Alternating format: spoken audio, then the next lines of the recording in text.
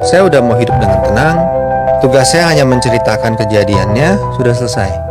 Tapi kemudian hal ini dibuka kembali, sehingga saya harus tentu bela diri. Saya harus bela diri. Saya harus mengambil tindakan hukum untuk bela diri.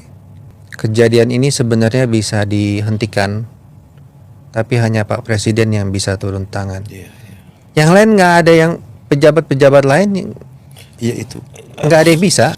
Tahun 2021 saya kembali diincar untuk dijual tanahnya, dan karena tidak ada kesepakatan maka saya dikriminalisasi. Waktu itu ada seorang sosok yang namanya Said Dudu. Siapa ini orang ya? Apa dia nggak ngerti ntar bakal masuk penjara, ya kan? Nah, saya nggak sangka bisa sampai hari ini. Saya nggak sangka bisa begitu banyak orang yang bergerak. Dan saya nggak mungkin membiarkan mereka itu diserang oleh pengembang yang bilang tidak ada penindasan, tidak ada kriminalisasi. Sedangkan saya sebagai korban, saya diem aja, nggak mungkin kan? Jadi tujuan saya hanya untuk menceritakan, itu saja.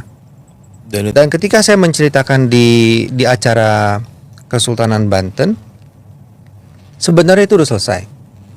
Namun kenapa saya muncul lagi di beberapa podcast? Karena ada muncul berita-berita yang memfitnah saya. Sehingga saya harus meluruskan.